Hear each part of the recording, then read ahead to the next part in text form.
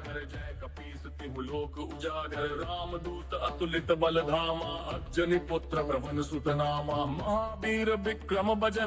సీతారాముల ప్రణాళికను పూర్తి చేయడంలో వారికి తోడ్పడటానికై మహాదేవుడే ఈ భూమి మీద అవతరించాడంటండి. ఆ యొక్క అవతారమే వానర రూపం. అతనే హనుమంతుడు. హనుమంతుడు గుండెల్లో శ్రీరాముడు ఉన్నాడు. కానీ హనుమంతుడిలో మహాశివుడే ఉన్నాడనే రహస్యం చాలా మందికి తెలియదు. శరీరంలో అపారమైన శక్తి ఉన్న, బుద్ధితో బృహస్పతిని మించిన జ్ఞానం ఉన్న, చివరకు రామదాసుడుగా తనను మలుచుకున్న ఆ మహావీరుడే హనుమంతుడు. ఈరోజు ఆ యొక్క హనుమంతుడు జయంతి. నమస్కారం అందరికీ.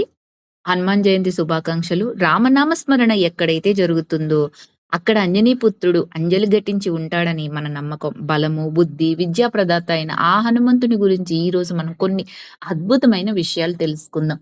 త్రేతాయుగంలో అంజనాదేవి కేసరి దంపతులకు వాయుదేవుని ఆశీస్సులతో హనుమంతుడు జన్మించాడు. చిన్నతనంలోనే ఆకలి వేసి ఉదయిస్తున్న సూర్యుడిని ఒక ఎర్రటి పండు అనుకుని మింగటానికి ఆకాశంలోకి ఎగిరిన సాహసి మన హనుమంతుడు. ఆ సమయంలో ఇంద్రుని వజ్రాయుధం తగిలి గెడ్డం వాచింది. ఆ గెడ్డాన్నే హనువు అంటారు. అందుకే ఆయన్ని అందరూ కూడా హనుమంతుడు అనే పేరు వచ్చింది. హనుమంతుడి జీవితం ఒక సంపూర్ణ సేవకుడికి నిదర్శనం. కిష్కింధలో రాముణ్ణి మొదటిసారి కలిసినప్పుడు తన వినయంతో, వాక్ చాతుర్యంతో రాముని మనసు గెలుచుకున్నాడు. రాముడికి, సుగ్రీవునికి మైత్రి కుదిర్చి సీతమ్మ జాడ కనిపెట్టడంలో కీలక పాత్ర పోషించాడు. సముద్రాన్ని లంఘించటం నుండి లంకలో సీతమ్మకు ధైర్యం చెప్పడం వరకు ప్రతి అడుగులోనూ ఆయన రామనామమే ఆయనకు బలం.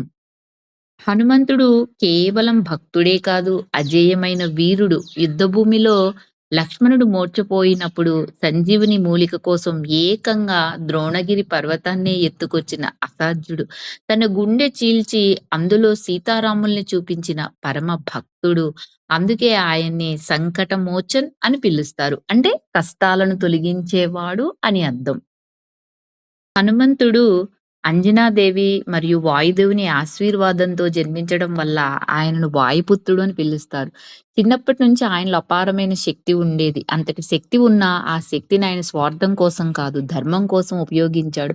హనుమంతుడి జీవితం అంతా ఒక సందేశం చెప్తుంది. శక్తి ఉన్నవాడు వినయంగా ఉండాలి.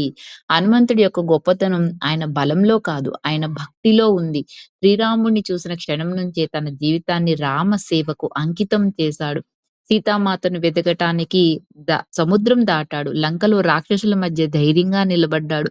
రాముడి కోసం తన ప్రాణాన్ని కూడా లెక్క చేయలేదు.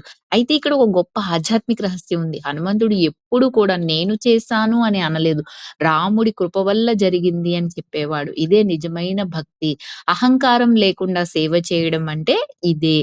వాయుపుత్రుడు హనుమంతుడు అంటే గాలి, శ్వాసతో సంబంధం ఉన్న దైవం. మన శ్వాస ప్రశాంతంగా ఉంటే మన మనసు ప్రశాంతంగా ఉంటుంది. అందుకే ధ్యానంలో శ్వాస మీద ధ్యాస చాలా ముఖ్యమైనది అని హనుమంతుడి యొక్క ధ్యాన భంగిమ మనకి చెప్తుంది. హనుమంతుని ధ్యానం అంటే కేవలం ప్రార్థన కాదు, మనలోని భయాన్ని, బలహీనతను జయించడం అని కూడా చెప్తుంది.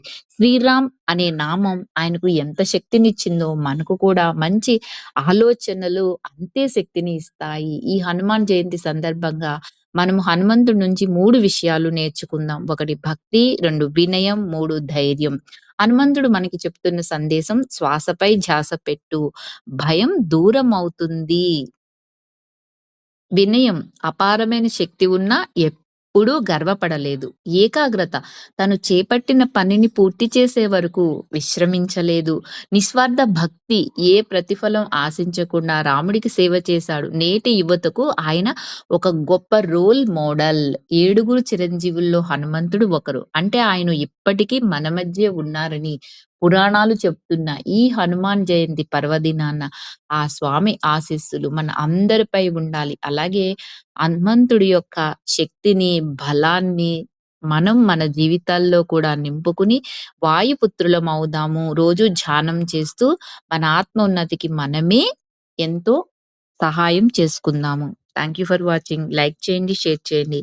మీ విలువైన అభిప్రాయాలన్నీ కూడా తెలియచేయండి. జై శ్రీరామ్, జై ఆంజనేయ అని కామెంట్ చేయండి.